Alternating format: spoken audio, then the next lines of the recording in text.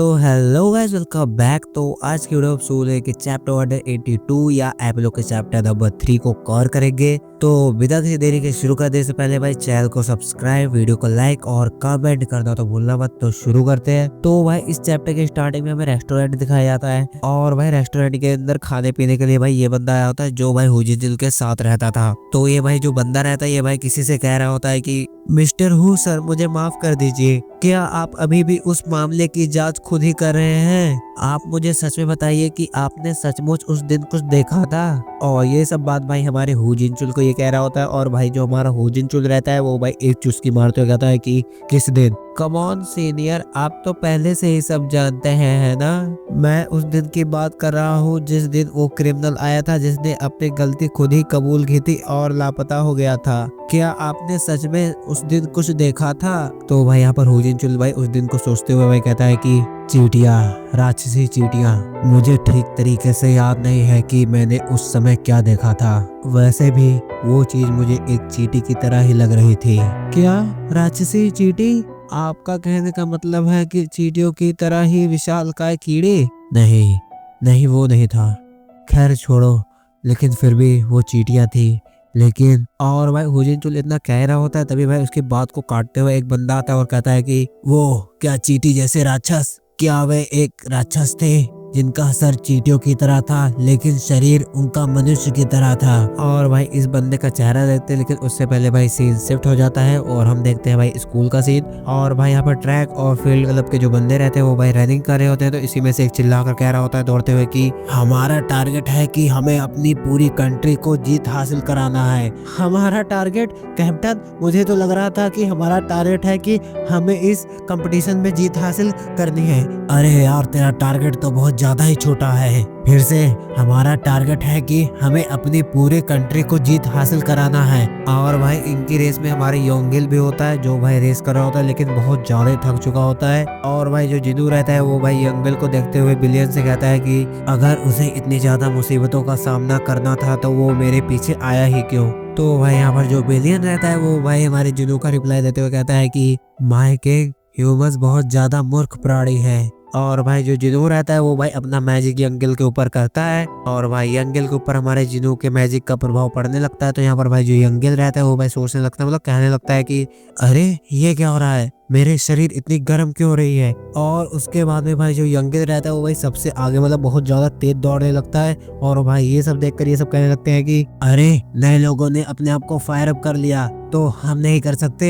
और भाई उसी टीचर वाइपर को देखते जो भाई खिड़की से हमारे जिनू ऊपर नजर रख रहा होता है। और भाई ये सब पूरा सीन जो रहता है ये भाई टीचर बहुत ज्यादा ध्यान से देख रहा होता है। और उसके बाद में ये भाई जो वाइपर टीचर रहता है ये भाई सोचने लगता है कि और भाई ये जो सोच रहा है ये सब भाई बीत चुका है, मतलब इसके साथ पास्ट में हो चुका है कि हाँ सच में वो ऐसी चींटियां थी जिनका शरीर मनुष्य की तरह था लेकिन सर चींटियों की तरह। अरे मैं यह क्या कह रहा हूँ, मुझे माफ कर दो, मुझे लगता है कि मैंने कुछ ज्यादा ही नशा कर लिया है। कृपया करके आप दोनों मेरी बात पर ध्यान ना दें, अपना काम करें। नहीं रुको, चींटी वाले राक्षस की कहानी, क्या आप मुझे उसके बारे में बता सकते हैं? तो भाई उसके बाद में हम भाई टीचर को देखते हैं जो भाई हमारे जिनू को देख रहा होता है। बट भाई जो हमारा जिनू है उसको भाई पता होता है कि जो भाई टीचर है वो भाई उसके ऊपर नजर रख रहा है। तो भाई यहाँ पर जो जिनू रहता है वो भाई अपने शैडो सोल्जर से कहता है कि आजकल वह मेरी तरफ कुछ ज्यादा ही घूरता रहता है। तो यहाँ पर भाई जो बिलियन रहता है वो भाई हमारे जिनू से कहता है कि माय किंग, क्या हमें उस इंसान की यादें मिटा देनी चाहिए? हमारे लिए क्या ये बेहतर नहीं होगा? फिलहाल अभी रहने दो, अभी हम कुछ और देर उसको ऑब्जर्व करेंगे। तो उसके बाद भाई सीन फिर कट होता है। तो हम यहाँ पर हुजिन चुल को देखते हैं जो भाई सोच रहा होता है कि खुद की इच्छा से गिरफ्तार होने वाले क्रिमिनल्स जिनका सामना हुआ मॉन्स्टर से, और उन मॉन्स्टर्स का संबंध एक स्टूडेंट के साथ है जिसे केवल एक टीचर ही देख पाया है। हालांकि यह मेरी सोच एक इन्वेस्टिगेटर के रूप में है। क्या मुझे सवालों के जवाब उस स्टूडेंट से पूछना चाहिए? लेकिन मैं उससे ये बात कैसे पूछूंगा? और भाई जो हुजिन चुल रहता है वो भाई इमेजिन करके सोच रहा होता है कि मैं ऐसे ही पूछूंगा।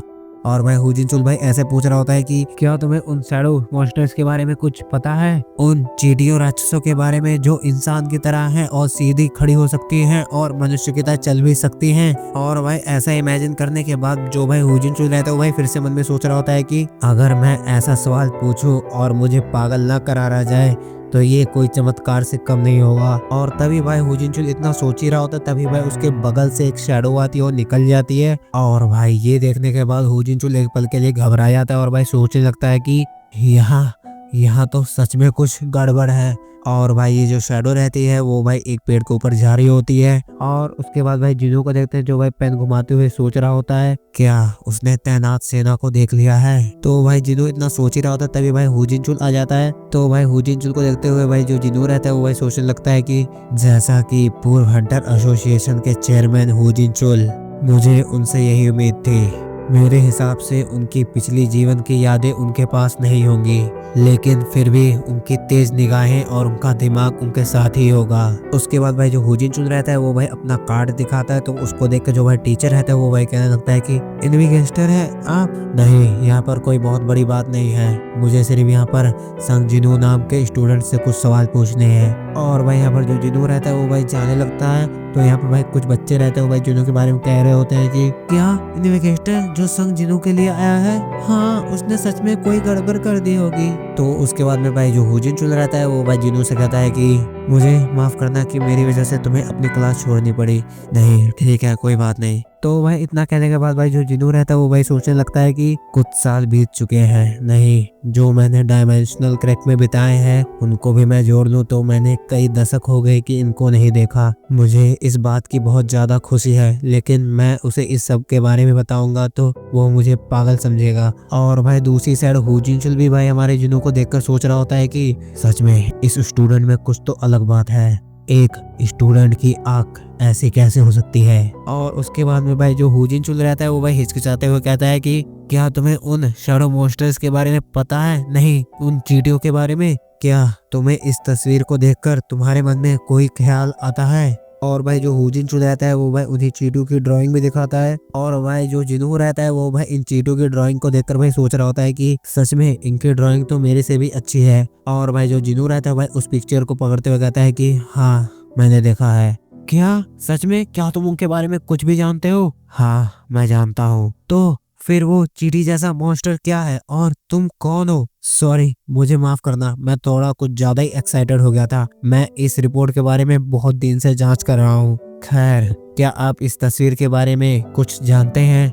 हाँ, क्या ये स्पेशल इफेक्ट वाली ड्रामा से निकलने वाले मॉन्स्टर की तरह नहीं लग रहा है, वो जिन्हें बच्चों को बहुत ज्यादा पसंद रहता है? और भाई जिनू का इतना अच्छा रिप्लाई सुनने के बाद भाई जो हु जिनचुल रहता है वो भाई शर्मा जाता है। और भाई जिनू के हाथ से उस पिक्चर को लेते हुए कहता है कि अपना समय मुझे देने के लिए तुम्हारा धन्यवाद। यहाँ पर भाई जो जिनू रहता है वो कहता है कि बस इतना ही? हाँ मैंने तुम्हारे टीचर से बात कर ली है, तुम अब दोबारा स्कूल जाओगे तो कोई प्रॉब्लम नहीं होनी चाहिए। तो क्या आप इस टाइम के बदले आप मुझे वो पिक्चर दे सकते हैं? और भाई यहाँ पर जो बेरू रहता है वो भाई हमारे जिनू से कह रहा होता है कि माय किंग, मैं आपसे रिक्वेस्ट करता हूँ कि आप उस भद्दी और बेकार सी ड्राइंग पर नजर न डालें। ठीक है ये लो। तो यहाँ पर जो जिनू रहता है भाई इस पिक्चर को लेते हुए थैंक यू कहता है हमारे हु जिनचुल को। उसके बाद भाई जो हु जिनचुल रहता है वो भाई जाने लगता है। और भाई जो इग्रिस रहता है वो भाई हमारे जिनू से कहता है कि माय किंग, आपने इस आदमी को उसका सच क्यों नहीं बताया? कहते हैं कि ना, भूलने की क्षमता भगवान द्वारा दिए गए मनुष्यों के लिए एक वरदान है। भले ही ये ईश्वर के उपकरण से बनाया गया हो, लेकिन फिर भी ये एक आर्टिफिशियल है। ओह माय किंग, तो ऐसी बात है। तो उसके बाद भाई हम जिनू के क्लासरूम का सीन देखते हैं। तो यहाँ पर भाई कुछ लड़कियां होती है जो भाई हमारे जिनू को चारों तरफ से घेर कर पूछ रही होती है कि वह किसके बारे में बात कर रहे थे? संग जिनू, वो इन्वेस्टिगेटर यहाँ पर क्यों आया था? वह एक आदमी के बारे में पूछ रहे थे जिसे मैं जानता हूँ, तो इसीलिए वो कुछ पर्सनल सवाल पूछने के लिए यहाँ आए थे।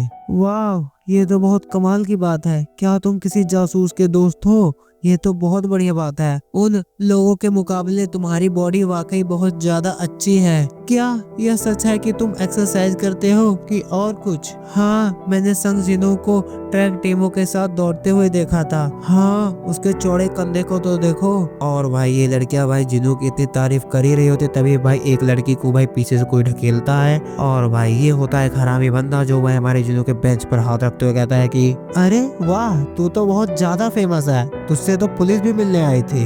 अगर मैं ये तेरे साथ थोड़ी बहुत मस्ती कर रहा हूँ तो तुझे ये बदमाशी तो नहीं लग रही ना? क्या तू उस इन्वेस्टिगेटर को रिपोर्ट करने जाएगा?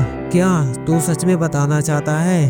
और मैं अगर तेरे साथ नरमी से पेश आ रहा हूँ तो फिर भी तू क्यों मुंह बना रहा है। और तभी भाई इस हरामी का कोई गधा पकड़ लेता है और हम यहाँ पर देखते हैं भाई ट्रैक और फील्ड क्लब के कैप्टन को, जो भाई इन दोनों को पकड़ लेता है और भाई कहता है कि तो क्या तुम दोनों को हमारी प्यारी ट्रैक और फील्ड टीम के साथ कोई काम है। वो यहाँ पर भाई जो जिनू रहता है वो भाई अपनी कुर्सी से उठते हुए कहता है कि भाई लोग तुम यहाँ पर क्या कर रहे हो। हाँ, मैं तुम्हें यहाँ रोकने के लिए आया हूँ कि हमारा सबसे बेहतरीन खिलाड़ी इन चारों की जमकर पिटाई ना कर दे। कृपया करके मेरे साथ मजाक ना करें। अरे छोड़ो, मैं तुम्हें यहाँ पर बताने के लिए आया हूँ कि हमने नए सदस्यों के लिए पार्टी रखी है। क्या तुम और यंगिल खाली हो? हाँ, तब ठीक है, फिर मैं तुम दोनों से स्कूल के बाद मिलूंगा। और भाई ये लोग जाने लगते हैं और भाई जो हमारा जिदू रहता है वो भाई पीछे से कह रहा होता है कि कैप्टन तेबुंग गोसिक भाई, आप उन दोनों को कहाँ ले जाने की सोच रहे हो? ओह, ये लोग, इनके बारे में मैं भी अभी सोच ही रहा हूँ। चलो क्यों ना हम एक और बार ट्रैक के चारों तरफ चक्कर लगाएं।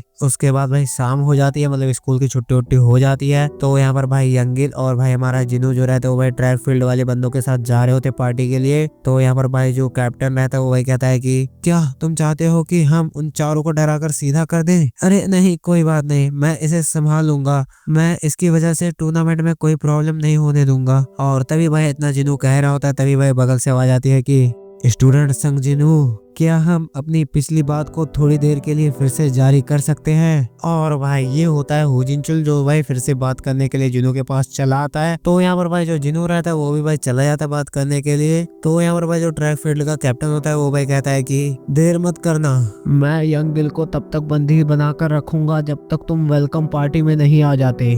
तो उसके बाद भाई जो हुजिनचुल और जिनू रहता है वो भाई बात करने के लिए अलग चले जाते हैं। तो भाई जो जिनू रहता है वो भाई कहता है कि मेरा दोस्त यही फोन पर ही है, तो मैं ज्यादा देर रुक नहीं पाऊंगा। तो किस बारे में बातचीत करनी थी?